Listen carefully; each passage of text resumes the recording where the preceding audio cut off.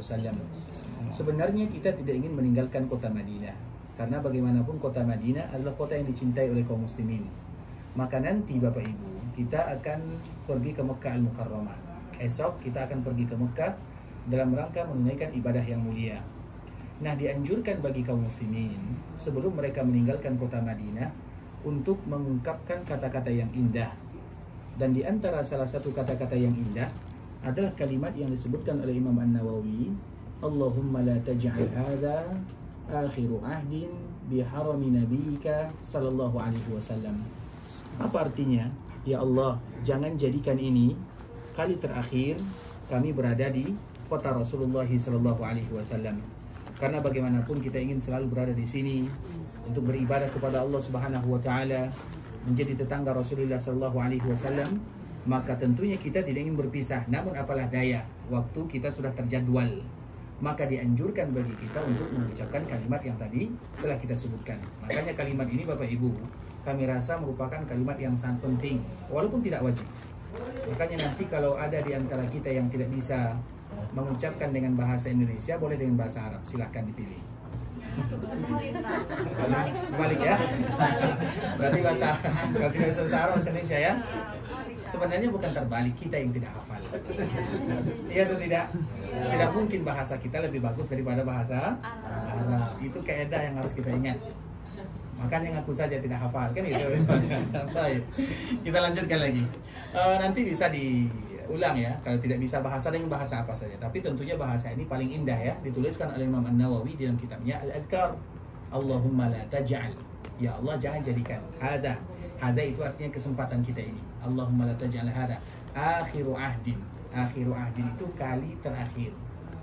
Di harami Nabi, di tanah haram Nabi sallallahu alaihi wasallam. Sudah hafal? Ulang 10 kali ya. Di sekolah jadi 2 kali ya. Baik. Allahumma la taj'al hada akhiru ahdin di harami nabiyyik. Di haram itu haram ya, karena Madinah juga disebut dengan haram, sebagaimana Mekah juga disebut dengan haram.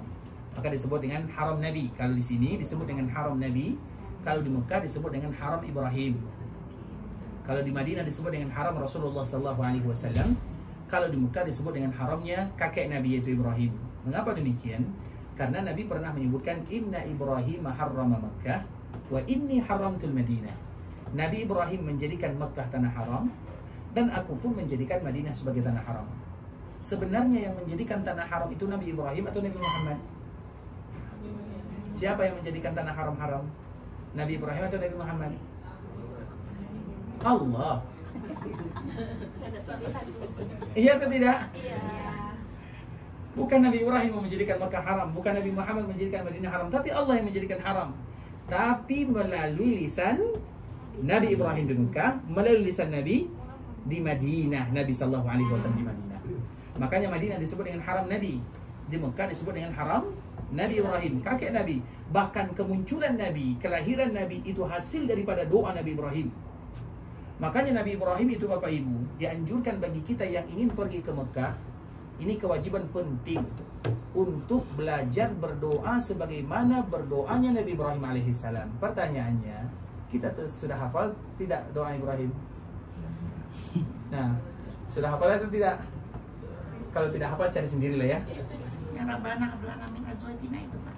Rabbana hablana min azwajina wa dzurriyyatina qurrata a'yun waj'alna lil muttaqina imama. Masyaallah, alhamdulillah jawabannya salah Bu ya. Masyaallah, barakallahu fiik. Itu doa lain.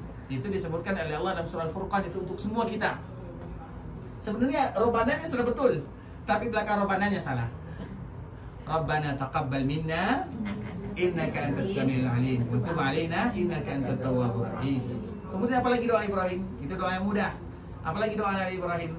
Makanya nanti Bapak Ibu, bagi kita yang ada handphone, sekali lagi kita buka ya. Kita sore ini santai ya, karena supaya tidak mengantuk. Jadi kalau ada di antara kita yang ada handphone, jadi buka nanti surat Al-Baqarah. Jadi surat Al-Baqarah dulu Bapak Ibu, harus kita buka ayat 127. Kalau yang punya handphone, ada Al-Quran 127.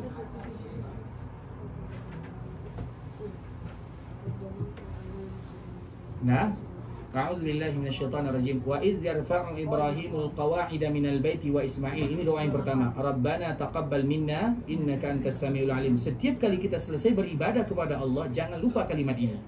Itu doa pertama. Kemudian doa kedua, Rabbana waj'alna muslimaini laka wa min dzurriyyatina. Itu juga dibaca oleh kaum muslimin. Rabbana, di lanjutan ayatnya. Lanjutan ayatnya. Makanya nanti kalau ada yang handphone, kita lihat yang pertama ayat 127. Kemudian ayat 128. Rabbana waj'alna muslimaini lak. Ya Allah, jadikan kami ini orang yang selalu berserah diri. Bukankah di antara salah satu doa Nabi Muslim itu artinya berserah diri? Makanya di antara doa yang diajarkan oleh Nabi, Allahumma ahyina muslimin wa tawaffana muslimin wa alhiqna bis salihin. Hafal atau tidak? Ini banyak hutang kita kayaknya nih. Terlalu banyak hutang kita ya. Nah, karena doa itu Bapak Ibu harus banyak di antara kita yang menghafal, terutama doa-doa seperti ini. Allahumma ahyina muslimin. Ya Allah, hidupkan kami dalam keadaan Islam. Wa tawaffana muslimin. Wafatkan kami juga dalam keadaan wa alhiqna bis salihin, kumpulkan kami bersama orang-orang saleh nanti di akhirat, maksudnya artinya jauhkan kami dari api neraka, itu maknanya. Nah, doa ini adalah makna daripada doa Nabi Ibrahim. Makanya di antara doa Nabi Ibrahim ayat berikutnya, Rabbana waj'alna muslimaini lak. Apa arti muslimain? Kami selalu berserah diri kepadamu. Wa min dzurriyyatina, juga bukan hanya kami, juga keturunan kami, karena kita tidak mungkin berdoa untuk diri kita sendiri. Berdoa untuk anak, untuk cucu, bahkan untuk keturunan kita walau kita tidak ada di dunia, tapi berkah dari doa kita tetap didapatkan oleh keturunan kita. Itulah seorang muslim. Karena bisa jadi keberkahan kita ini, misalnya kita diberikan keberkahan hidup, bukan karena doa kita, bukan pula karena doa orang tua kita, tapi karena doa buyut kita tidak tahu. Bisa dipahami? Maka itulah makna yang bisa kita ambil dari doa Nabi Ibrahim. Rabbana waj'alna muslimaini laka wa min dzurriyyatina. Dzurriyyah, jangan pernah dilupakan keluarga, keturunan. Nah, di dalam ayat ini mungkin dua doa ini yang perlu kita ambil di dalam surah Al-Baqarah ini. Sudah tahu ya? Tinggal nanti kita menghafalnya. Baik, sekarang kita beralih ke dalam surat Ibrahim. Mungkin nanti dicari surat Ibrahim. Yang ada handphone ya, dan usahakan ya di ayat-ayat terakhir. Ayat 35. Sudah dapat? Wa idh qala Ibrahim rabbi ij'al hadzal balada amina. Doa ini Bapak Ibu, doa-doa ini diucapkan oleh Nabi Ibrahim dikala beliau selesai beribadah membangun Ka'bah Musyarrafah. Dan kita tahu momen besok atau esok kita pergi melaksanakan ibadah umrah, ya atau tidak? Momen umrah itu adalah momen dikala kita lelah, dikala kita penat, dikala kita berjuang, dikala kita sulit istirahat. Nah, selelah-lelahnya kita, maka itu kesempatan doa dikabulkan oleh Allah Azza wa Jalla. Nah, ini doa, salah satu doa Nabi Ibrahim. Apa doa Nabi Ibrahim di sini? Mungkin tidak banyak yang bisa kita ambil. Yang pertama, wa idh qala Ibrahim rabbi ij'al hadzal balada amina. Ini doanya. Wajnubni wa baniya an na'budal asnam. Ini doa berkaitan dengan tauhid. Ya Allah, jauhkan diriku, keluargaku, agar kami hanya menyembah kepadamu semata. Artinya jauhkan anak cucuku, keturunanku semuanya. Jadikan kami hanya sekedar atau hanya menyembahmu sahaja. Artinya jangan sampai ada di antara anak dan keturunan kita, mereka tidak menyembah Allah Subhanahu wa Ta'ala. Itu penting sekali. Kemudian doa berikutnya, yang ayat berikutnya tidak ya. Kemudian doa berikutnya adalah di ayat nomor 40. Ini juga wajib dibaca oleh kaum muslimin. Rabbi ja'alni muqimas salati wa min dzurriyyati. Ya Allah, jadikan aku ini selalu mendirikan salat, bukan mengerjakan salat. Kalau mengerjakan salat semua orang bisa, tapi kalau mendirikan di dalam salat dan di luar salat, itu mendirikan salat. Kalau mengerjakan semua kita bisa mengerjakannya. Makanya disebut Rabbana waj'alna atau Rabbi ja'alni muqimas salah. Muqim itu artinya orang yang selalu berketerusan, tiada putusnya, tiada hentinya. Maka disebut dengan muqim, karena bukan fi'il tapi isim fa'il. Isim fa'il itu sesuatu yang menunjukkan keterusan dan keberlangsungan tanpa ada putusnya. Rabbi ja'alni muqimas shalah wa min dzurriyyati, kembali lagi kepada keluarga dan juga anak cucuku, jadikan mereka orang yang rajin salat, selalu melakukan salat. Karena kalau salat sudah dijaga, semua ibadah yang lain aman. Adab, akhlak, muamalah, bakti aman semuanya. Tapi intinya adalah salat dulu. Kemudian Rabbana wa taqabbal du'a. Ini engkau adalah zat yang maha mengabulkan doa. Kemudian doa ini juga doa yang berikutnya, Rabbi ufirli wali walidayya walil mu'minin. Ini doa yang juga tidak boleh ditinggalkan oleh kaum muslimin. Nah, doa-doa ini Bapak Ibu adalah doa yang hendaklah dibaca terkhusus bagi kita nanti yang ada di Makkah Al-Mukarramah, apalagi selesai melaksanakan ibadah, terkhusus dalam keadaan penat dan lelah. Itu adalah momen dikala kita bermunajat kepada Allah Subhanahu wa taala. Doakan semuanya. Karena doa dikala kita memakai pakaian ihram atau doa dikala kita sedang berihram itu tidak sama dengan doa dikala kita berada di luar ihram. Sekarang kita di dalam ihram atau sekarang kita ihram atau tidak nih? Belum. Iya. Kita sekarang di ihram. Ihram itu apa artinya? Haram. Bukan kita sekarang berada di tanah haram? Haram Madinah. Tadi kita menyebutkan haram Madinah. Maka doa ditingkatkan. Kemudian di dalam haram kita berihram lagi, double ihramnya itu double. Ihramnya di Madinah, pakai lagi pakaian ihramnya, double haramnya. Haramnya Madinah, kemudian pakai ihramnya. Nanti sampai di Mekah double lagi, haramnya Mekah, haramnya pakaian kita. Jadi semua sisi itu haram. Di saat itulah ibadah doa mudah dikabulkan oleh Allah Subhanahu wa taala. Tapi ingat, pandai-pandailah dalam berdoa. Karena tidak semua orang doa dikabulkan. Makanya ada tulisan Bapak Ibu, judulnya Agar Doa Diijabah. Dia kurang lebih 270 halaman lah. Yang menulis namanya kalau tidak salah namanya Ariful Bahri kalau tidak salah. Nanti saya share lah ya. Boleh di-download bagi mereka yang mau baca. Yang tak mau baca tak usah. Apa bukunya, Pak? Judulnya Agar Doa Diijabah. Judulnya Agar doa diijabah. agar doa dijabah. Agar doa diijabah. Bukankah itu cita-cita kaum muslimin? Agar doa kita diijabah oleh Allah Azza wa Jalla. Karena agar doa diijabah itu tidak langsung begitu saja. Dikala kita umrah atau ihram, apakah semua doa kita akan dikabulkan oleh Allah? Belum tentu. Harus ada syarat-syarat yang harus kita lewati. Nah, di saat itulah kita nanti berusaha. Karena tujuan kita bagaimana? Doa itu Bapak Ibu, doa itu adalah puncak dari ibadah. Dan doa itu terbagi kepada dua. Yang pertama doa dengan ibadah, yang kedua doa dengan masalah atau dengan talab. Doa dengan ibadah apa maknanya? Datangnya kita ke tanah haram Makkah, Madinah, kita salat, kita misalnya berzikir, kita baca Quran, kita beribadah, itu semuanya doa namanya. Walaupun kita tidak mengucapkan kata-kata. Ibadah itu sama dengan doa. Jadi doa itu seolah-olah badan kita yang berdoa kepada Allah. Kita sujud, badan kita yang sedang berdoa. Kita berjalan ke Masjid Nabawi, badan kita sedang berdoa. Makanya doa dengan lisan, doa dengan badan. Doa dengan lisan, ya Allah, ya Rabbi, ya Karim, ya Manan, disebutkan permintaan kita. Itu doa dengan lisan. Sedangkan doa dengan badan itu ibadah yang kita lakukan, berarti kita sedang berdoa. Makanya Rasul menyebutkan sallallahu alaihi wasallam, ad-du'a'u mukhul ibadah. Mukh itu artinya otaknya. Doa itu adalah intisari, otak itu adalah intisari manusia. Kalau kita tidak ada otak, macam mana? Bukan tidak beradab lagi, ya sama dengan yang lain lah, makhluk yang lain. Itulah bahasa kasarnya. Nah, itulah intinya doa. Jadi inti daripada kita beribadah kepada Allah, terutama Makkah Madinah, adalah doa. Maka cari momen-momen yang paling diijabah oleh Allah, terutama dikala kita umrah. Dikala kita umrah, kapan momen yang paling bagus dikala kita berdoa? Rukun Yamani. Jelas akhir. Siapa yang jawab angkat tangan dengan alasan dan tanggung jawab. Kenapa? Tentunya itu pertanyaannya. Kenapa harus di situ? Siapa bisa jawab? Angkat tangan. Gimana? Sekolah dulu di Madinah baru. Ini tidak perlu sekolah Madinah nih. Sekolah di kampung pun bisa. Karena tanah suci. Karena tanah suci. Terus kalau tanah suci? Kemungkinan ya? Belum pasti ya? Kemungkinan atau pasti? Bukankah di tanah suci dulu banyak juga orang Yahudi di sini? Jahiliyah dulu. Apa?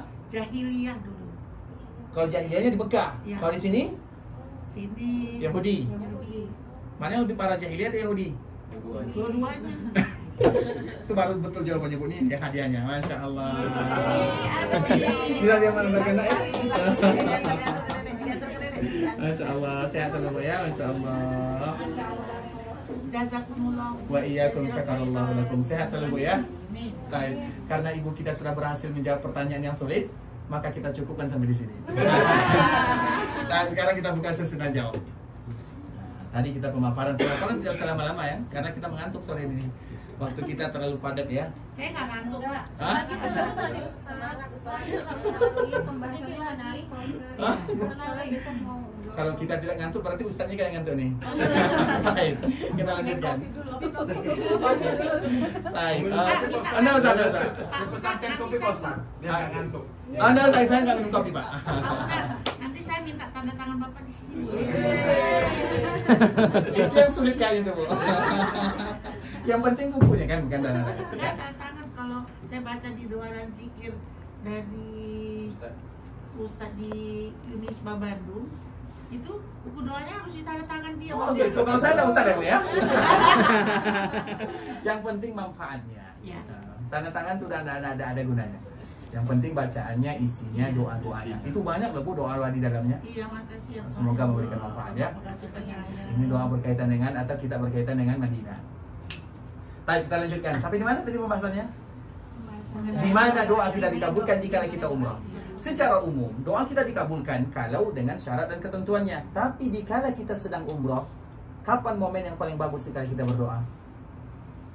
Esok kita umrah nih, mana momen yang paling bagus? Dan ini fitnah bagi kita bersama. Fitnah itu artinya jarang di antara kaum muslim yang berhasil melakukannya. Fitnah itu bukan berarti kacau ya, tidak. Fitnah itu artinya terlewatkan, terlalaikan, maka itu disebut dengan fitnah. Seperti misalnya harta adalah fitnah. Bukan berarti kita tidak memerlukan harta, tapi biasanya itu yang melalaikan. Jadi fitnah itu banyak artinya ya. Nah, inilah fitnah yang biasanya dilalaikan oleh kaum muslimin.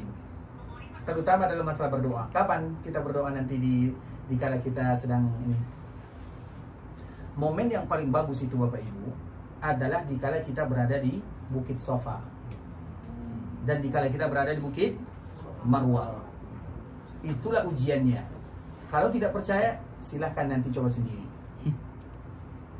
Ujiannya berat Pak Ustaz. Berat ujiannya. Kenapa demikian? Tawaf setengah jam selesai. Anggaplah 40 menit selesai. Tapi kalau sa'i juga tidak lama. Sa'i anggaplah 50 menit. Yang lama itu apa? Doanya. Kita sedang lelah. Kita berjalan dari siang pakai kereta atau pakai bus? Kereta. Kita lelah perjalanan, angkut pindah-pindah sampai ke hotel, kemudian nanti sampai di hotel, kemudian kita tawaf dalam keadaan. Makanya Bapak Ibu, keretanya masuk jam berapa? Jam 3 sore ya, jam 3 petang ya. Berarti sampainya mungkin kemungkinan tawafnya setelah Isya atau malam. Nah, misalnya ini misalnya, kalau ada di antara kita yang esok pergi ke Mekah, kemudian sampai di Mekah karena dia lelah. Kemudian dikala dia sampai di Mekah, dia tidur sampai pagi. Boleh atau tidak? Tidak. Kan kita berlelah-lelah Pak. Pertanyaannya boleh atau tidak? Lebih bagus jangan tidur lah. Ngapain Kan kesini mau kalau tidur? ibadah umroh. Iya. Boleh. Kita bukan jawaban dengan perasaan ya. Iya. Kalau ibu kan pakai perasaan tuh kan kita berlelah di sini. Kenapa harus tidur? Itu kan perasaan jawabannya kan. Perasaan dalam agama boleh atau tidak? Kalau perasaan ini bahaya nanti nih semuanya perasaan. Pertanyaannya, Maksudnya nggak boleh sampai kesini kan bukan untuk tidur-tidur. pertanyaan saya boleh tidak? Boleh. Ya, kalau tidur sebenarnya jadi nggak sholat-sholat ke Baik, sekarang kita bahas tentang masalah manasik nih, Taib. Di dalam rangkaian ibadah apapun harus ada rukun ibadah, harus ada wajib ibadah, harus ada sunnah ibadah. Iya atau tidak? Contoh salat, ada tidak rukun salat? Berapa rukun salat? Ini pelajaran SD dulu nih. Nah, berapa? 9 atau 10? 7 atau 5? 13 rukun. Nah, sekarang pertanyaannya, berapa rukun umroh? Esok kita umroh nih, berapa rukunnya? 3. Siapa yang jawab angkat tangan? Umroh 3. Yang berani angkat tangan. Ihram. Yang bapak atau ibu nih yang jawab nih? Saya Boleh, silakan Pak. rukun Rukun umroh ya. 1 ihram, Ihram, 2 tawaf, tawaf, 3 sa'i. syai. Terus, tahu 4 lagi? 4 atau 3? Kita kembalikan lagi ke bapak, ulang lagi. 3 atau 4? 3 3, oke silakan. Tanggung jawab ya Taib. 3, Taib. Yang pertama, ihram, ihram, tawaf, tawaf, syai. sa'i. Terus, Tahlul. tahalul. Tahlul. Berarti 4. 3 atau 4 yang betul? 4. Nah, suruh luas satu nih, cepatnya. 3 atau 4? 4. Tiga. Baik, kita serahkan ke ibu-ibu dulu ya Pak ya. Boleh? Nah, ini siapa yang ibu yang jawab? Tiga. Siapa yang jawab angkat tangan? Silakan, tidak masalah. Baik, 3 yang pertama. Ihram, tawaf, sa'i. Niatnya mana? Pas di Yang beda antara niat dengan ihram. Ihram kan pakaiannya. kalau niat di wajib umrohnya. Oh, kalau niat wajib ya? Ini faktor baru kayaknya ya. Biasanya niat itu semuanya adalah dimanapun ibadah, niat penting. Itu rukun semuanya. Puasa, apa rukunnya? Niat. Salat, apa rukunnya? Niat. Semua ibadah niat. Berarti niat tidak boleh dikeluarkan. Berarti 3 atau 4? Ah, sama nih faktor apa lagi nih? Yang Google 3 ya? Ini Syekh Google nih. Baik, kita kasih kesempatan dulu kepada ibu nih, Pak ya. Ibu ngaku yang depan? Ngaku? Boleh diserahkan? Boleh silakan. Berapa? Rukun. Ini pelajaran penting nih. Besok kita melaksanakannya. Harus tahu. Baik. Niatnya. Tawaf. Sa'i. Tahallul. Terus 3 4. 3 atau 4? 4. Tertibnya? Tertibnya 5 ada. Tertib 5? 5 atau 4? Ada 5. 5 ya, Bang. Betul nih. 5. Betul. Jawaban terakhir. 5 Ustaz. 5. Baik, kita serahkan dulu kepada ibu. Baik, berapa? Itu ihram, tawaf, sa'i, tahallul, tertib. Pakaian ihramnya? Ihramnya pertama. Niatnya atau pakaiannya? Niatnya. Niat dan ihram. Ini pelajaran penting ya. Nah, yang mana betul nih? Kalau nggak ada yang bisa jawab, kita tutup pelajaran kita ya. Saya sambung, saya kamu sambung. Baik, 3 Pak ya? 3. Pertama, rukun umroh yang pertama itu adalah ihram, yaitu niat untuk masuk atau memulai ibadah umroh dan haji. Baik. Selanjutnya, rukun kedua yaitu tawaf Tawaf. atau mengelilingi Baitullah Ka'bah sebanyak 7 kali. Baik. Nah, yang ketiga, rukun umroh ketiga itu adalah sa'i, yaitu mengembara. Safa dan Marwah. Mengembara ya? Ya, mengembara.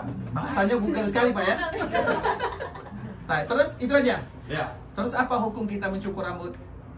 itu hukumnya untuk mengesahkan. Mengesahkan ya? Ya. Masya Allah. Ini hadiahnya Pak, Masya Allah. Ini berkaitan dengan tamu Allah Mekah ya, Masya Allah. Silakan. Ada lagi ya. Belum selesai. Tapi jawabannya salah.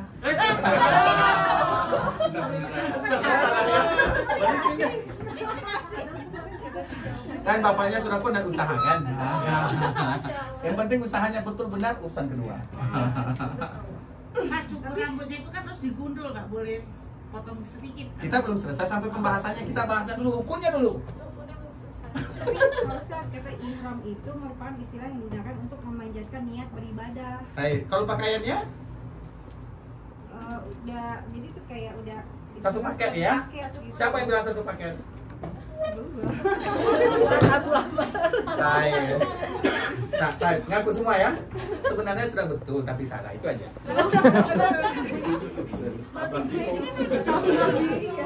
Baik, sekarang kita jelaskan ya supaya apa ya? Supaya lebih apa namanya? Ini supaya kita tidak mengantuk saja. Baik, yang pertama tentu yang kita lakukan pertama adalah ini rukunnya. Yang pertama adalah niatnya, bukan pakaiannya. Makanya apabila ada orang berniat umrah tapi dia tidak memakai pakaian ihram, boleh atau tidak? Tidak. Nggak boleh.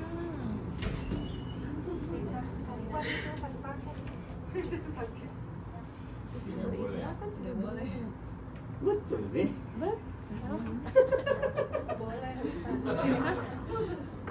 Ada orang umrah tapi dia tidak pakai pakaian ihram. Saya tidak umrahnya. Tidak. Itulah gunanya, apa perbedaan rukun dengan wajib? Karena mengatakan ibadah tidak sah itu bukan ringan. Nah, sekarang kita contohkan salat dulu. Ibadah salat ada rukunnya.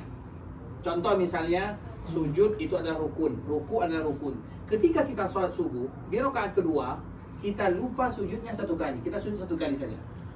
Kemudian kita bangkit. Sah tidak salatnya? Sujud sahwi nanti Ustaz. Sah. Tapi nanti Pertanyaan saya bukan sujud sahwinya. Salatnya sah atau tidak? sah. Rukun yang tinggal, rukun itu artinya Tidak. Kalau tiang hilang, bagaimana rumahnya? Ambruk. Itu dia, itu rukun. Maka disebut dengan rukun. Rukun itu artinya tiang, pondasi. Berarti ulang lagi sholatnya. Tadi ya jawabannya. Bukan sholatnya diulang, tapi rokaatnya harus dibatalkan. Nggak dihitung, karena nggak sah. Kalau rukun. Tapi kalau wajib yang tinggal, contoh, yang wajib misalnya, tasyahud awal itu wajib atau rukun? Tasyahud awal wajib. Nah kita biasanya kan kita apalagi yang sholat-sholat sendiri, apalagi ibu-ibu biasanya lupa tasyahud awal. Apa hukumnya? Kembali ke sana aja sudah. Yang Saya jual malu tak? Baik. Ini pelajaran santai ya. Baik. Kalau kita lupa tasyahud awal, misalnya rakaat kedua kita sholat zuhur. Sholat zuhur pas rakaat ketiga kedua kita langsung bangkit rakaat ketiga. Berarti kita lupa tasyahud awal. Apa hukum salatnya? Dah cukup saja lah sampai di sini ya. Banyak ini tidak tahu nih macam mana nih. Bang Ustaz suka gantung-gantung. Ya iyalah supaya kita nanti selalu belajar semangat. Karena kewajiban belajar agama itu semua kita wajib tahu tentang agama, kita wajib. Berdosa loh kalau kita tidak berdosa. Makanya Nabi menyebutkan talabul ilmi fariidhah. Apa arti fariidhah? Kalimat fardu. Fardu itu lebih tinggi dari wajib. Makanya salat hukumnya fardu. Fardu salat. Fardu itu wajib. Kalau tidak ada yang belajar berarti dia berdosa. Ini motivasi ya supaya nanti kita belajar selalu ya, belajar agama itu penting. Nah, kalau kita kembalikan, kalau seandainya yang wajib tinggal bisa ditutup dengan sujud sahwi, tapi sholatnya tetap sah. Itulah perbezaan antara rukun dengan wajib. Kalau rukun batal, kalau tinggal rukun batal. Kalau yang wajib tinggal masih bisa ditutup, ada dendanya, tetap sah ibadahnya. Begitu juga dalam ibadah umrah. Makanya kalau kita bisa membezakan mana rukun mana wajib, kalau yang tinggal wajib berarti umrohnya sah atau tidak? Sah atau tidak? Tak sah, tapi dia bayar. Kalau di salat bayar dengan sujud sahwi, kalau di umrah bayar dengan bukan dam. Bukan kafarat, denda. Denda itu bisa jadi kambing, bisa jadi puasa. Dam itu salah satu dendanya. Tapi bayar denda namanya, kafarat namanya. Jelas ya, harus dibedakan. Nah, kalau ada orang yang umroh, kemudian dia tidak pakai pakaian ihram, umrohnya sah atau tidak? Sebelum kita menjawab sah atau tidak sahnya, kita kembalikan kepada hukumnya. Apa hukum memakai ihram? Rukun atau sunnah?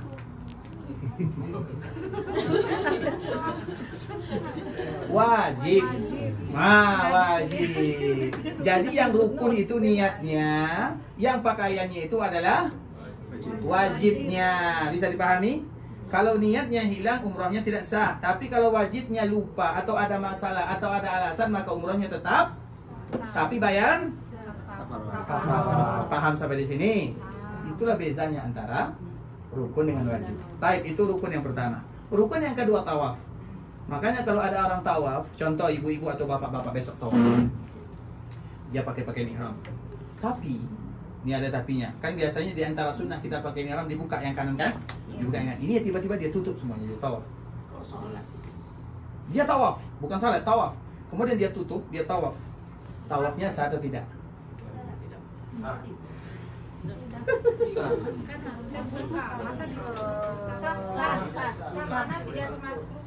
Itu dia jawabannya. Makanya kita harus tahu mana rukun mana wajib. Walaupun kita tidak ingin meninggalkannya, ini bukan masalah meninggalkan, tapi ini hukumnya. Berbeza antara ini kan tawaf, kan itu lain cerita, itu perasaan namanya. Nah, makanya tadi kita sebutkan perasaan. Kalau perasaan itu kemana-mana ya. Perasaan itu liar kemana-mana. Tapi kita berkaitan dengan hukum agama. Tawafnya sah. Kenapa sah tawafnya? Karena yang rukun itu tawafnya bukan buka ininya. Buka ini apa hukumnya? Sunnah, bukan wajib. Makanya kalau ada tahu ditutup semuanya boleh itu tidak? Tapi dikerjakan kan berpahala kalau sunnah. Kan belum sampai ke sana pembahasan kita. Kan makanya masih rukun dan wajib kan, baru sunnah nanti terakhir. Bisa dipahami? Ini berkaitan dengan hukum, ya hukum. Walaupun demikian kita tidak ingin meninggalkan satupun yang sunnah, itu baru. Tapi masalahnya hukumnya. Karena kita tidak tahu, bisa jadi ada orang yang cacat tangannya. Oh iya. Iya kan? Bisa jadi ada orang yang tatoan di sini misalnya dia malu. Kita nggak tahu. Tapi malu sama Allah yang bagus ya Pak. Iya, malu sama manusia kan juga penting kan. Al-haya'u kulluhu khair. Rasa malu itu semuanya baik-baik. Itu hadis Nabi. Dah cukup sampai di sini ya. Kita mau soal lagi nih. Baik, nantilah. Ini ada Ustaz yang nyambung nanti. Baik, Bapak Ibu rahimani wa rahmatullah. Sekarang kita buka sesi tanya jawab ya, 1 atau 2 pertanyaan. Karena kita mau sholat lagi sebentar lagi, mau sholat maghrib ya. Baik, kan perjalanan turun liftnya antri, dan lagi wudhunya kan nanti takut terlambat ya. Haram jangan disia-siakan. Ceramah itu bisa didapatkan di mana-mana, tapi sholat di Masjid Nabawi tidak akan terulang kedua kalinya. Ceramah ini apa hukumnya? Wajib atau rukun? Sunnah kan? Yang wajibnya tuh di sana tuh, rukunnya di sana. Ini kan nggak buta Pak kita. Apa maksudnya? Kalau kita belajar ceramah ada ilmunya, nggak buta Masya kita Allah. melaksanakannya. Ustadznya masih ada insya Allah Bu ya. Ya. Karena apa namanya kita juga ini persiapan nanti kita ada di Nabawi. Tapi sekarang ada yang bertanya, kami persilakan. Tapi insya Allah sudah jelas ya. Sedikit kita buka pembahasan masalah-masalah ibadah ini.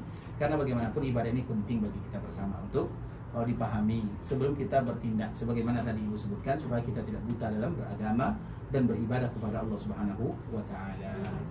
Baik, ada yang bertanya? Kami persilakan. Baik, silakan Nak.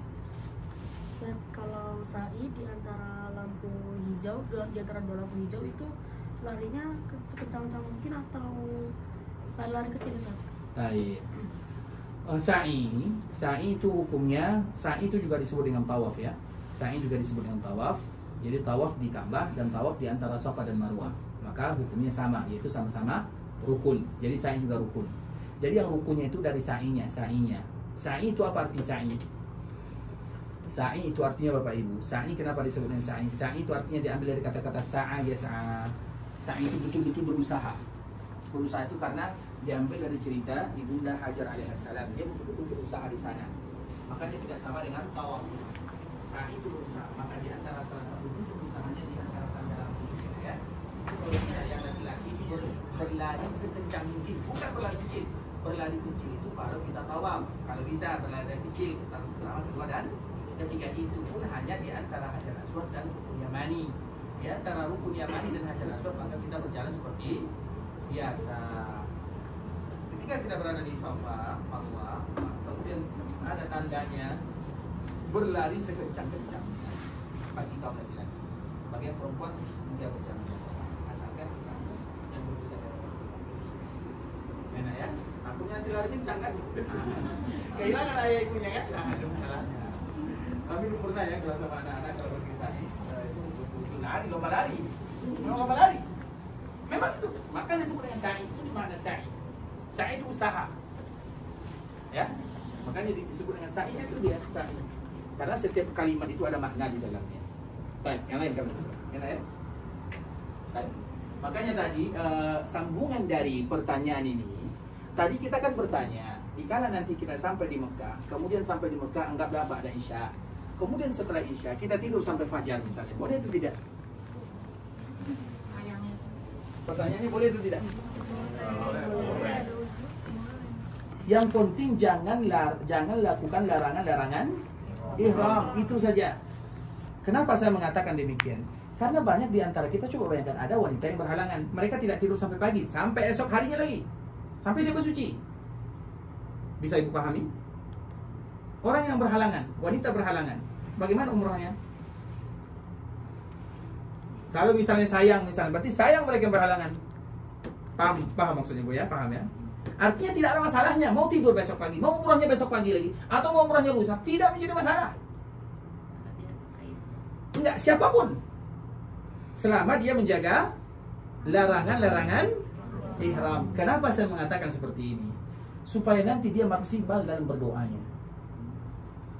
Betul-betul meminta, menangis, meminta semua hajat. Karena nanti, makanya tadi kita menyebutkan fitnah kita itu, dikala kita tawaf, dikala kita sa'i, yang kita inginkan bagaimana cepat selesai. Itu yang kita inginkan. Sehingga dikala kita ingin cepat selesai, kapan lagi momen berdoanya? Makanya tawafnya, coba bayangkan, tawafnya 40 menit, sa'inya 50 menit, doa coba, anggaplah 10 menit berdoa di Safa, 10 menit berdoa di Marwah. Kira-kira doanya berapa menit? Berapa tuh doanya? 70 menit. 70 menit itu lebih dari 1 jam, kuat atau tidak? Itulah yang saya sebut dengan fitnah. Kita kalau sudah masuk dalam keadaan kelelahan, yang kita inginkan bagaimana cepat selesai. Makanya kenapa saya inginkan butuh istirahat kalau misalnya mau ya, tapi ustaznya pasti tidak mau ya. Karena masing-masing saya Udah selesai kan? Udah ketahuan duluan. Kenapa demikian? Karena kapan kita berdoa mengangkat tangan itu bukan ringan. Kita penat, kemudian kita angkat tangan. Itu sulitnya minta ampun. Tidak khusyuk lagi, susah berdoa. Bukankah tujuan kita datang ke sini berdoa? Dikala kita berangkat umrah, kira-kira apa permintaan tetangga kita? Doakan saya, doakan ini. Doa semuanya, doa itu hadiah untuk kaum muslimin. Terus kapan kita berdoa kepada Allah kalau tidak dalam keadaan umrah? Karena di dalam kita umrah tidak sama nilai doanya dikala kita berada di luar. Itulah yang saya maksud dengan fitnah tadi. Jelas Bu ya? Jadi bukan masalah sayangnya, tapi ada makna di belakangnya. Karena dikala kita sudah rehat, santai, nanti kita tidak ingin cepat selesai. Makanya umrah itu kalau kita bisa 4 jam, 5 jam berlama-lama berdoa, duduk di sana dan pakai ihram itu mulia. Dan nilai ibadahnya juga lebih. Makanya dikala kita sedang memakai pakaian ihram, kalau kita sudah berniat, kita tampil dalam keadaan biasa. Jangan ada hiasan-hiasan tambahan, apalagi untuk ibu-ibu. Tampil dalam keadaan Allah menciptakan kita. Apa kata Allah dikala kita sedang melaksanakan yang demikian? Ja'uni syu'san ghubra. Wahai malaikat-malaikat, kulihat mereka itu, mereka datang dalam keadaan kusut nasai. Karena kita sudah tidak terus, artinya dalam keadaan sibuk. Sibuk beribadah, bukan sibuk menata diri. Datang dalam keadaan kusut masai, rambutnya mungkin tidak disisir, kemudian ada debu-debunya, kemudian apalagi bau-baunya. Di saat itulah doa-doa kita akan dikabulkan oleh Allah Subhanahu wa taala. Itulah yang kita inginkan. Bisa dipahami Bapak Ibu semuanya, dan semoga Allah kabulkan doa kita bersama. Allah menjadikan umrah kita ini adalah umrah yang mabrurah, wa sa'yan mashkura wa dzamban maghfura. Baik, sampai di sini pembahasan singkat kita ya. Semoga memberikan manfaat kepada kita bersama. Barakallahu fikum jami'an. Kita tutup dengan doa kafaratul majlis. Subhanakallahumma bihamdika asyhadu an la ilaha illa anta astaghfiruka wa atubu ilaik. Wa sallallahu wa sallam ala nabiyyina wa habibina wa khalilina wa sayyidina Muhammadin wa ala alihi wa sahbihi wa sallam tasliman katsiran. Assalamualaikum warahmatullahi wabarakatuh. Dan saya langsung minta izin ya, Pak ya. Insyaallah jumpa lagi, semoga diberikan kesehatan panjang umur semuanya. Sama-sama insyaallah. Izin ya sama. Ini ya. Allah barakallahu fiik. Waalaikumsalam. Nah, tafadhal. Boleh.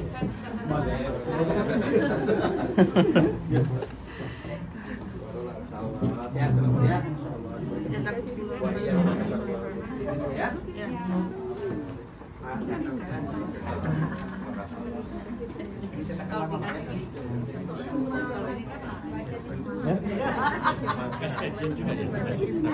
Ya, ini makanya mau cepat karena mau siap-siap kajian di Masjid Nabawi beliau. Ya, baik. Yang bapak-bapak.